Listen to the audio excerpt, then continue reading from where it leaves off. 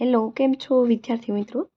તો આપણે આગળના લેક્ચરની અંદર છે થિયરી પોર્શન ભણ્યા હતા યુનિટ નંબર 1ની. એના બેઝ ઉપર આપણે ઉદાહરણ નંબર 1 જોઈશું. તો ઉદાહરણ નંબર 1ની અંદર શું તમને કહેવા માગે છે?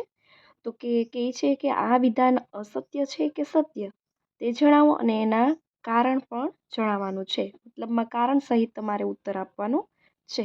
તો પ્રશ્ન નંબર 1 જોઈએ. દરેક પૂર્ણ સંખ્યા, શું કીધું છે તમને? દરેક પૂર્ણ સંખ્યા એ પ્રાકૃતિક સંખ્યા છે. હવે તમને પેલા ઓલું યાદ ના હોય કે પ્રાકૃતિક છે, પૂર્ણ છે, શું કહેવાય કે શું નહીં, એ યાદ ના હોય તો તમે શું કરી શકો? તો કે પહેલાં લખી નાખવાનું. પહેલાં સૌપ્રથમ કઈ આવશે? પ્રાકૃતિક સંખ્યા, પછી આવશે પૂર્ણ સંખ્યા, પછી આવશે પૂર્ણાંક સંખ્યા, પછી આવશે સમય સંખ્યા. હવે એવું યાદ રાખવાનું છે, મતલબમાં ઉપરથી નીચે આવીએ તો આવશે હા, અને નીચેથી ઉપર જોઈએ તો શું આવશે? ના જવાબમાં. ઓકે, સમજાઈ ગયું? ચાલો, પૂર્ણ સંખ્યા એ પ્રાકૃતિક સંખ્યા છે. પહેલાં પૂર્ણ સંખ્યા પાસે જાઓ, પછી એમ કીધું છે પ્રાકૃતિક ક્યાં આવે છે? તો કે ઉપર. નીચેથી ક્યાં જવાનું છે? ઉપર. તો જવાબમાં શું આવશે? ના. તો લખી નાખવાનું. આ વિધાન અસત્ય છે. કંઈ નથી, આ વિધાન અસત્ય છે ક્યાંથી લખવાનું? તમને ખ્યાલ ન આવતો હોય તો અહીં જો, અહીંયા ક્વેશ્ચનની અંદર આપેલું જ છે કે આ વિધાન અસત્ય છે. લખી નાખ્યું, આ વિધાન અસત્ય છે. હવે લખવાનું છે કારણ. તો કે કારણ કે, હવે જો, તો આની અંદર 0 આવે છે અને અહીંયાથી 1થી ચાલુ થાય છે. સમજાણું? તો આની અંદર 0 આવતો નથી. એટલા માટે આપણે શું લખી શક્યું? કારણ કે પૂર્ણ સંખ્યામાં 0નો સમાવેશ થાય છે, પણ પ્રાકૃતિક સંખ્યામાં 0નો સમાવેશ થતો નથી. જો આ પહેલી વાર છે એટલા માટે તમારે લાંબુ વાક્ય લખ્યું છે, બાકી તમારી રીતે જાતે શોર્ટ વાક્ય તમે લખી શકો છો. આ તો સમજાવવા માટે મેં લોંગ વાક્ય લખ્યું છે. ઓકે, ચાલો, હવે સમજાઈ ગયું. હવે આવશે બીજો ક્વેશ્ચન. દરેક પૂર્ણાંક સંખ્યા એ સમય સંખ્યા છે. પહેલાં પૂર્ણાંક સંખ્યા ઉપર જાઓ તો કે અહીંયા છે પૂર્ણાંક સંખ્યા. હવે બીજી કઈ કીધી? સમય સંખ્યા. ઉપરથી ક્યાં આવવાનું છે? નીચે. તો જવાબમાં શું આવશે? હા.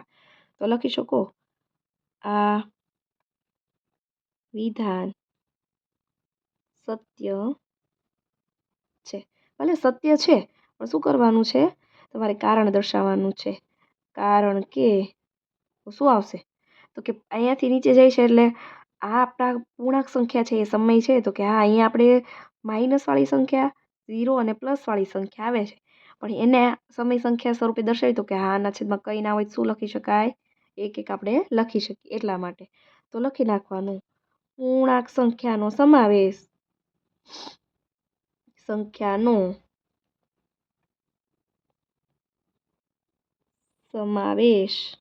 શેમાં થાય છે? સમય સંખ્યામાં થાય છે. ઓકે, ચાલો, સમજી ગયું બધાને? હવે આવશે ક્વેશ્ચન નંબર 3. દરેક સમય સંખ્યા. હવે સમય સંખ્યા ઉપર જાઓ તો કે અહીંયા છે.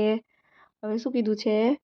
પૂર્ણાંક સંખ્યા છે એવું કીધું છે. પૂર્ણાંક એટલે ઉપર. મતલબ આ જે ક્વેશ્ચન નંબર 2 હતો એનું ઉલટું. પહેલાં પૂર્ણાંક કીધું હતું, પછી સમય કીધું. એ જ રીતે પહેલાં સમય કીધું, પછી પૂર્ણાંક કીધું છે. હવે આનું ઉલટું છે. અહીંયા હા છે તો અહીંયા શું આવશે? ના. આ વિધાન અસત્ય છે. ઓકે, હવે કારણ દર્શાવવાનું છે.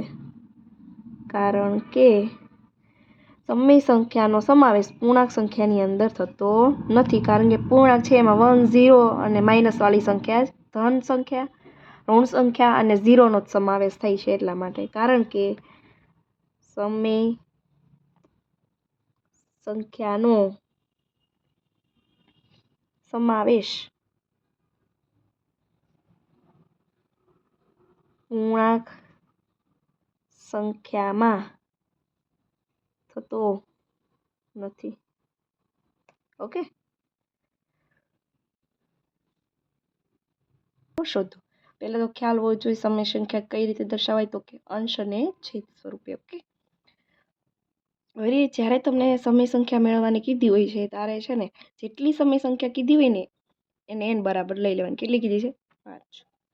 અને સમય સંખ્યાઓ જાજી મેળવવાની કહે અથવા ગમે એટલી મેળવવાની કહે ત્યારે યાદ રાખવાનું સૂત્ર n+1. આની જગ્યાએ શું મૂકવાનું? 5. પ્લસ છે તો પ્લસ, 1 છે તો 1. 5 + 1 કેટલા થશે? 6. હવે 1/છેદમાં મેં કીધું હતું કંઈ ના હોય તો શું હોય? 1 તો હોય જ. એવી જ રીતે 2/છેદમાં કંઈ ના હોય તો શું હોય? 1 તો હોય જ. હવે તમારે જવાબની અંદર જે 6 આવેલો છે એ ઉપર ગુણવાનો. હવે ઉપર ગુણો તો કઈ રીતે તમે ગુણો છો? ઉપર ગુણો છો તો નીચે ગુણવું પડે કેમ કે ખોટું લાગી જાય. અહીંયા ગુણો છો તો અહીંયા ગુણવું પડે નહીંતર ખોટું લાગી જાય. ઓકે, 6 એકા 6, 6 એકા 6, 6 દુ 12, 6 એકા 6.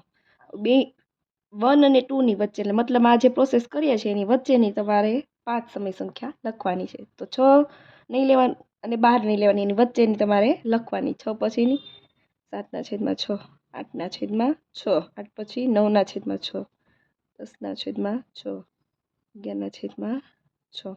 આવી ગઈ 5 સમય સંખ્યા. તો લખી નાખવાનું આન્સરની અંદર. ક્વેશ્ચન આપેલો છે એ જ લખવાનું.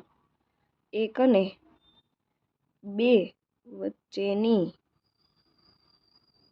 5 સમય સંખ્યા કઈ છે? તો કે 7/8, 8/6, 6,